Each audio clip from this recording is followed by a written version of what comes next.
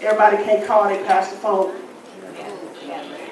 Everybody can't go to their pastor's house. So we appreciate having pastors that we can reach out and touch without a bodyguard grabbing us. That's a good feeling. We appreciate having pastors who will support our events outside of the church.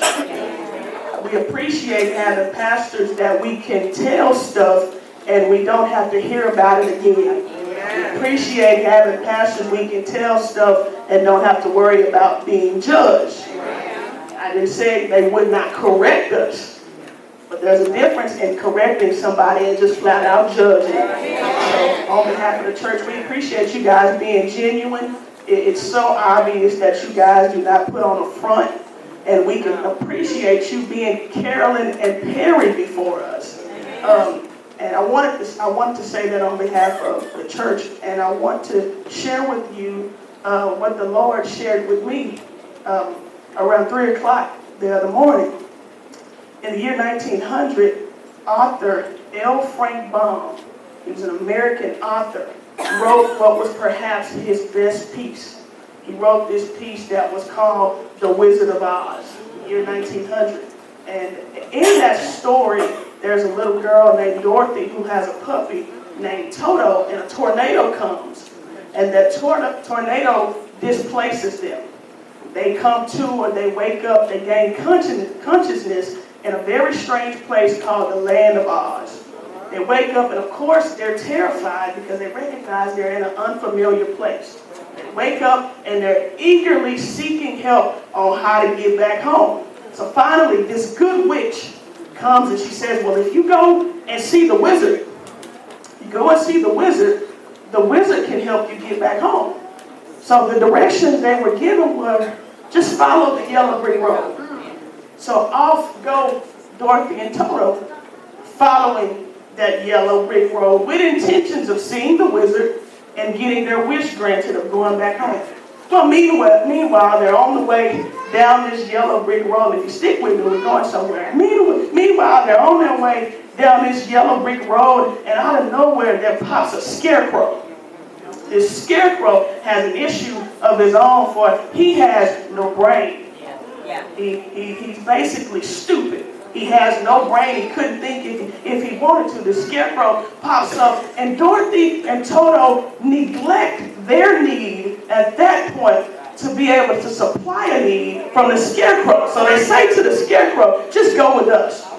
We can't give you a brain, but we know somebody that can. And so off go Dorothy and Toto, following the yellow brick road on their way to see the wizard, the wonderful Wizard of Oz. There they go down that yellow brick road, and just as they're making progress, out of nowhere pops a tin man.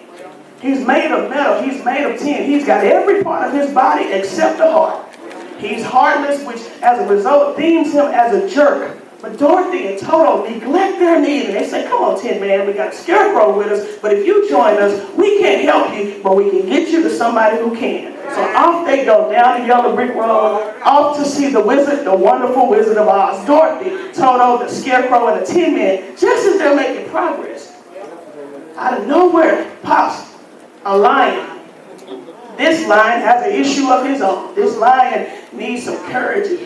He's the exact definition of what a scaredy cat is. He pops up. He has everything a lion needs except for he has no courage. And what good is a scary lion? Dorothy and Toto neglect their need. They say, don't worry. When we got something, we need our own self. But you just come aboard. Come aboard. We got this scarecrow. We got this Tin Man. And no problem. You come aboard. We can't fix it, but we know somebody who can. So off they go down the yellow brick road, off to see the wizard, the wonderful Wizard of Oz. Just as they're almost to see the wizard, out of nowhere, there's a witch.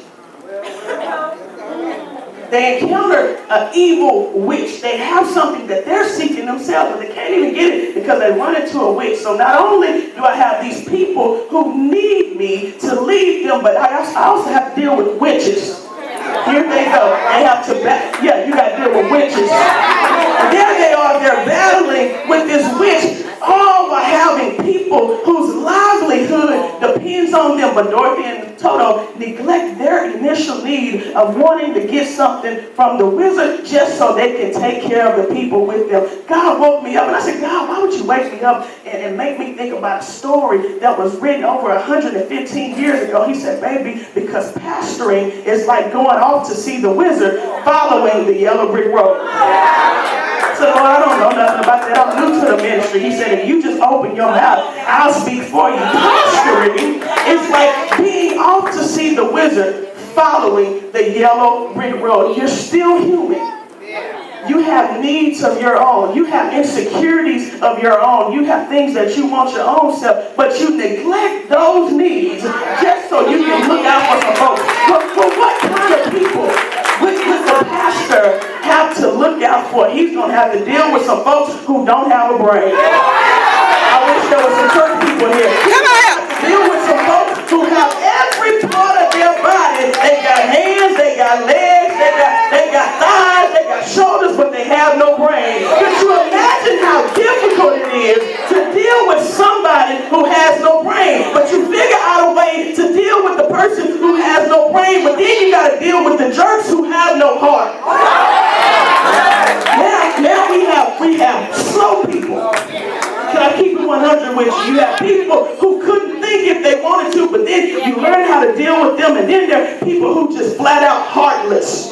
Don't care about your needs. Don't care about your insecurities. Nobody covers your back, but you still have to neglect your need to care for folks who really sometimes don't even care for you. I said, Lord, why would you have me talk to him about the Wizard of Oz? He said, not only will you deal with people with no brain, you'll deal with people with no heart, but you'll deal with people who are just flat out cowards. They can tell everybody else what they think about Carolyn and Perry, but they won't call them and tell them what they think. They can tell everybody else what they secretly think about them, but they won't come to the business meeting and tell you to your face. But every now and then on the yellow brick road, you have to deal with people who have no courage. Now, here's the beautiful thing about that. Not to insult the types of people who are in church.